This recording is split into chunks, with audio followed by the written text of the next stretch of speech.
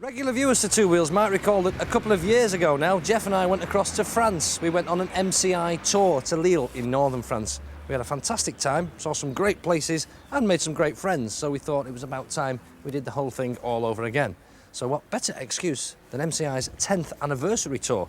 Of course, it calls for a celebration. It's a Champagne tour. We're in France again. We're in the Champagne region.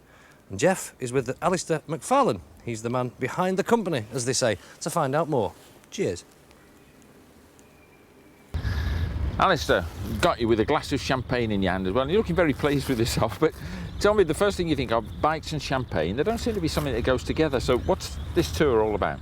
Well, I think you've got to bear in mind, Jeff, this one is our celebration tour. We've been doing motorcycle tours throughout the whole of Europe for the past 10 years, and this is our spiritual home. Oh, literally. So what's this one actually about then? Because that's sort of set the scene, but we're on this tour of the Champagne region. Yeah.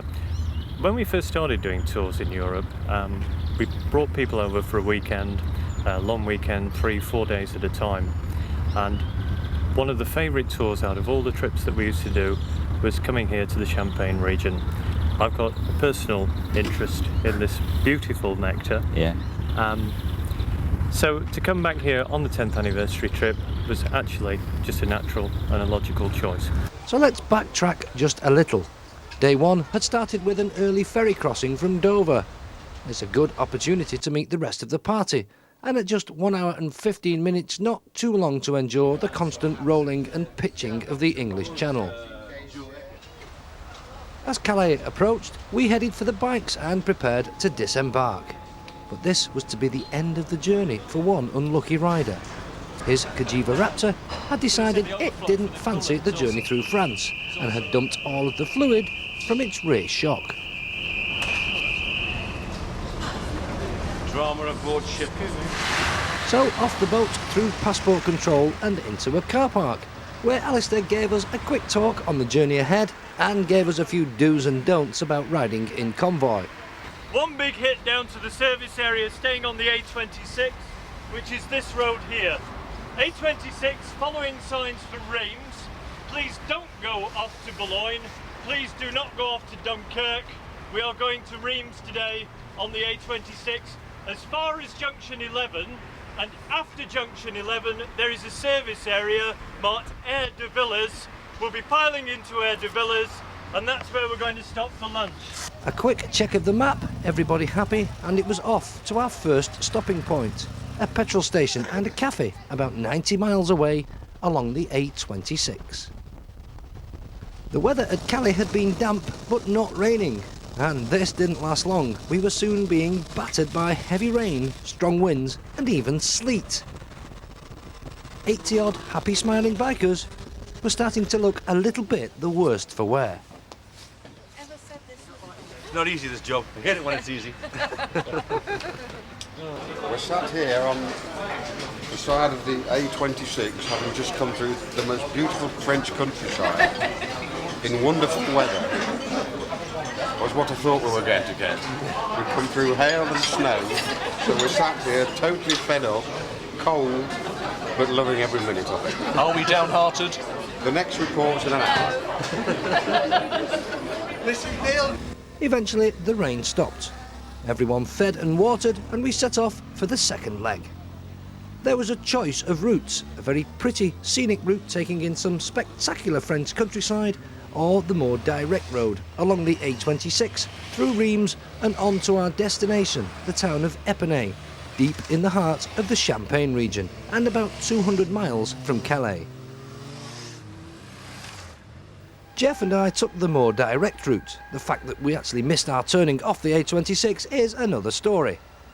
But we arrived in Épinay ahead of the main convoy, which gave us the opportunity for a quick ride around the town. We'd seen some pretty awful weather along our journey, but the main convoy on the pretty scenic route had seen much worse. And Fireblade riding Neil was definitely not impressed with the state of his bike. I wouldn't let anybody get on that, would you? Neil, tell you what the problem I've got to try and find a jet wash. I've been dirt tracking on the end roads in France. Really, mate? We've got Now, when I left Nottingham, this was pristine. You wouldn't believe me, would you? I do, I believe you. Absolutely pristine. Oh well, never mind, Neil. It'll all come out in the wash. Perhaps he'll feel better after some champagne tasting and a good meal. That was to be the evening's agenda. A trip to a local chateau where champagne is made, and a chance for us all to pretend we really know what we're talking about when it comes to bubbly. Now what's happening here is this French gentleman here is explaining all about champagne, you see. And he's explaining that what you do is you look at it first, you pour it out, you don't drink it straight away, you look at it. And it's clear as a bell. You hold it up to a candle, it's absolutely clear as a bell. Crystal clear, it's bubbling away nicely. Then you smell it. Smells like champagne to me. And then you taste it. And all these people are connoisseurs. That's why they've gone on this trip, especially because they know it's a champagne tour. And they're all connoisseurs. They know good champagne. That's why they're here. I'm here because it's free.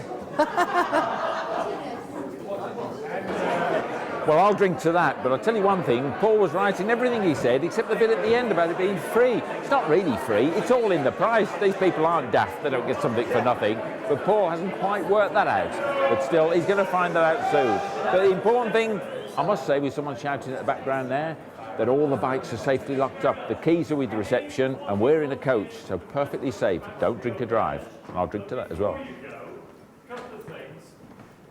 You know that Jeff Stone will drink to anything given half a chance. But anyway, with our first champagne tasting session complete, we boarded a coach and took a short trip to a nearby hotel for an evening meal. It was a chance to make friends and share some biking stories. Oh, and to drink some more champagne. It wasn't until the whole group sat together in one room that Jeff and I began to realise the size of this party. Not to mention the amazing variety of bikes, as Alistair had earlier explained. One thing that's fascinated us on this, Alistair, is that there's 57 bikes and about 84 people. Is there something like that? I think it's the interest, Jeff. I think people want to get away on the bikes. There's more people coming into motorcycling now, looking for interesting things to do. They want to get away from the congested roads in England, and you've seen it for yourself here. You ride the roads of France, generally uncongested. The people here who drive the cars, people have been on scooters since the age of 14, so you tend to have a lot more road awareness. It's a lot safer environment, it's a lot more pleasurable, and when you come to a lovely place like this, there's just loads to look at. And look, I've got to be honest with our viewers, because they will have seen this. Now, today it's sunny. It wasn't pleasurable yesterday, was it? In fact, I mean, it was so hectic yesterday, what with the weather and whatnot, I couldn't catch up with you to sort of have a natter with you, but I mean, that weather, terrible, wasn't it? How often is it like that? Very unusual for France at this time. Yeah. We were in Le Mans last week, Jeff, and I was getting a suntan. Yeah. Down at the circuit, we were there for the 24-hour race. We got frostbite this time, didn't we? And today, up on the mountains there, I stopped just to show people the wine cooperative that's up the top of Reims there. Lovely views over the valley, and just as we pulled up, snowflakes like that. It was unbelievable. I know, terrible. And all that rain, and you went off on the little lane yesterday, didn't you? Covered in mud and all the rest of it. But we're Harden, you see, we're English and we're over here, and you know, it's fine. But look, organising a tour like this, I know you're vastly experienced, but I mean, it's a handful, isn't it? That's a lot of people to keep them together, and you must feel like an army commander when you're saying to people, fill up with petrol here, share the costs, it speeds things up, and go over there to get your food, you know. I think the key to any successful tour, Jeff, is in the planning. Yeah. I think the more effort that you put in to the organisation of the tour, the easier it is when you're actually on tour itself. And I think that goes for people who are trying to organise their own holidays abroad. If you're going to set out and do France, then really you've got to do some research before you go, decide the things that interest you, and go looking for those things. For example, on this tour, we're on a champagne tour, so we've managed to fit in 3 visits to 3 different champagne houses. If you're trying to do that on an ad hoc basis, you wouldn't know where you were going, the places would be shut, you'd be turning up at the wrong time.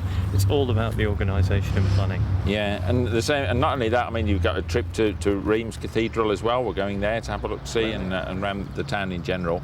But just pulling all these loose things together, it probably helps that you've got a regular clientele to some extent. A lot of these people have been with you before. Is that because it's a 10-year one, or do you find this happens anyway?